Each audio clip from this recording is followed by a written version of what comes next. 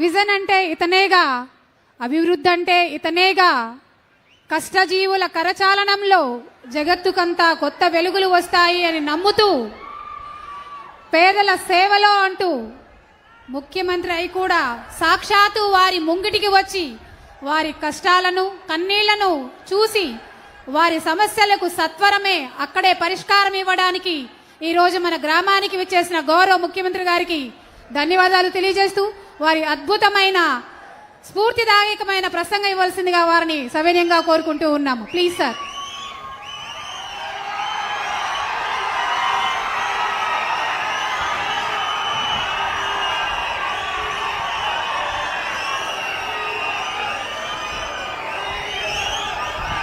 Okay తమ్ముళ్ళు, అందరికీ నమస్కారాలు. ఈరోజు సభాధ్యక్షులు, స్థానిక శాసనసభ్యులు పాసం సునీల్ కుమార్ గారు, సహచర మంత్రివర్గ సభ్యులు ఫరూక్ గారు, సహచర మంత్రివర్గ సభ్యులు నారాయణ గారు, ఆనం రామనారాయణ గారు, శాసన మండలి సభ్యులు బిదా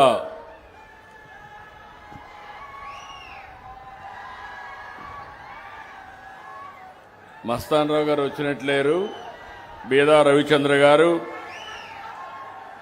గౌరవ పార్లమెంట్ సభ్యులు వేమిరెడ్డి ప్రభాకర్ రెడ్డి గారు, కలెక్టర్ శుక్లా గారు, ఈరోజు వేదిక పైనటువంటి బంగారు కుటుంబాలున్నాయి, అదే మరి పింఛన్దారులు కూడా ఉన్నారు. వారందరికీ పేరు పేరున మనస్ఫూర్తిగా నమస్కారాలు, అభినందనలు, శుభాభినందనలు. ఈరోజు మీ ఉత్సాహం చూస్తూ ఉంటే, మీ అభిమానం చూస్తూ ఉంటే మా కష్టాన్ని మేము మర్చిపోతున్నామని విజ్ఞప్తి చేస్తున్నాను.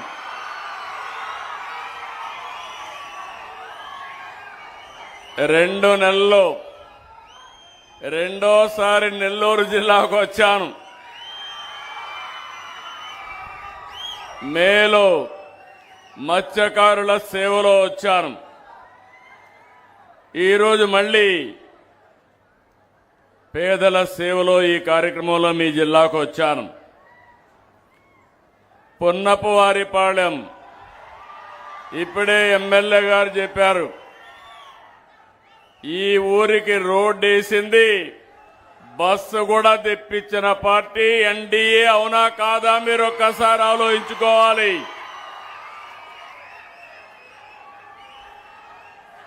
గత ప్రభుత్వం నెల్లూరు జిల్లాని అశాస్త్రీయంగా విభజించారు.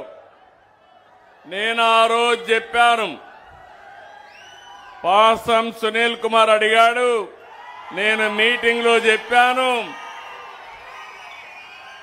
మళ్లీ గూడూరుని నెల్లూరులో చేరస్తామని చెప్పే మాట నిలబెట్టుకున్న ప్రభుత్వం ఈ ప్రభుత్వం. వెంకటగిరి నియోజకవర్గ పరిధిలో రాపూరు, సైదాపురం, కలవాయి మండలాల్ని నెల్లూరులో కలిపాం. నా ఆలోచనే ఒకటే, మీరు గుర్తుపెట్టుకోవాలి, ప్రజలకు ఇబ్బంది పెట్టకూడదు, ప్రజాభిష్ట ప్రకారం పరిపాలన చేయాలి తప్ప పెత్తందారీ వ్యవస్థకు చోటు లేదని మరొక్కసారి మీ అందరికీ విజ్ఞప్తి చేస్తున్నాను. అందుకే నేను జిల్లాలన్నీ మళ్లీ రీఆర్గనైజ్ చేసి నెల్లూరు జిల్లాలో గూడూరుని పెట్టామంటే మీరెప్పుడూ గుర్తుపెట్టుకోవాల్సిన వ్యక్తి సునీల్ కుమార్. అదే మరిగా తెలుగుదేశం పార్టీ పక్కనుండే ప్రభాకర్ రెడ్డి గారు కూడా. ఈరోజు మీరు గుర్తుపెట్టుకోవాల్సింది, నేను ఎప్పుడు ఎన్నో కార్యక్రమాలు చేస్తాను, మొదలు తారీఖు వస్తే మాత్రం నాలో ఎక్కడా లేని హుషారు వస్తుంది. దానికి కారణం పేదల సేవలో ఉండాలనే తపనే తప్ప ఇంకోటి కాదు. మీరందరూ ఒకటి గుర్తుపెట్టుకోవాలి, నేను కూడా బటన్ నొక్కచ్చు, కానీ నేను బటన్ నొక్కేవాడిని కాదు. ప్రజల్లో ఉండే వ్యక్తిని. నేను చేయడమే కాదు, సమాజంలో ఒక చైతన్యం తేవాలి. ఈరోజు నా పక్కన బంగారు కుటుంబాలు కూర్చున్నాయి, పెన్షన్దారులు కూర్చున్నారంటే వాళ్ళ జీవితాల్లో శాశ్వతంగా వెలుగు తేవాలనే ఉద్దేశంతోనే నేను ఇక్కడికి వచ్చాను. ఇంకొక పక్క మొదల తారీఖు వస్తే డబ్బులుండే వాళ్ళందరికీ కూడా గుర్తు రావాలి. సామాజిక బాధ్యత, మనందరి బాధ్యత. సమాజంలో పుట్టాం, సమాజం వల్ల పైకొచ్చాం. మనతో పుట్టిన వాళ్ళు ఇంకా చాలా మంది కనీస అవసరాలు లేక తీర్చుకోలేక ఇబ్బంది పడుతున్నారు. అందుకే నేను ఆలోచించేది, మొదల తారీఖున ఎమ్మెల్యేలు కానీ, ఎంపీలు కానీ, మంత్రులు కానీ, రాజకీయ పార్టీ నాయకులే కాకుండా అధికార యంత్రాంగాన్ని కూడా పంపిస్తున్నా. భవిష్యత్తులో ఒకటే కోరుతున్నాను, సమాజంలో పైనుండే 10%, అట్టడుగు నుండి 20% ఎప్పుడూ అండగా ఉండాలి. ప్రభుత్వం బాధ్యత మేం చేస్తాం. ఈరోజు మీరు చూస్తే మొదల తారీఖు వస్తే ఒక పండుగ వాతావరణం. వృద్ధులందరూ కూడా ఇంటి దగ్గర దర్జాగా ఉంటే తలుపు కొట్టి గుడ్ మార్నింగ్ చెప్పి వాళ్లకు డబ్బులు ఇచ్చే ఏకైక ప్రభుత్వం ఈ ప్రభుత్వం. వితంతువులు, దివ్యాంగులు 28 కేటగిరీలకు పెన్షన్ ఇస్తున్నాం. నేను ఎన్నికల ముందు చెప్పాను, ఒకే మాట చెప్పాను, నేను పెంచి పింఛనిస్తానని చెప్పి మాట నిలబెట్టుకున్నాం. ఇప్పటి వరకు 68,598 కోట్ల రూపాయలు మా పేదవాళ్లకు పంచామంటే అది నాకు తృప్తి. ప్రతి సంవత్సరం 33,000 కోట్ల రూపాయలు ఖర్చు పెడుతున్నాం. 1,000 రూపాయలు పెంచుతున్నాను. ఇంకా అర్హులుంటే అందరికీ మీరు చూస్తే 4,000, 6,000 దివ్యాంగులకి, 10,000, 15,000 పింఛన్లు ఇచ్చే ఏకైక ప్రభుత్వం ప్రపంచంలో ఒక ఆంధ్రప్రదేశ్ ప్రభుత్వమే. ఒకరిద్దరికి కాదు, 62,20,000 మందికి ఇస్తున్నాం. నెలకు 2,712 కోట్లు ఇస్తున్నాం.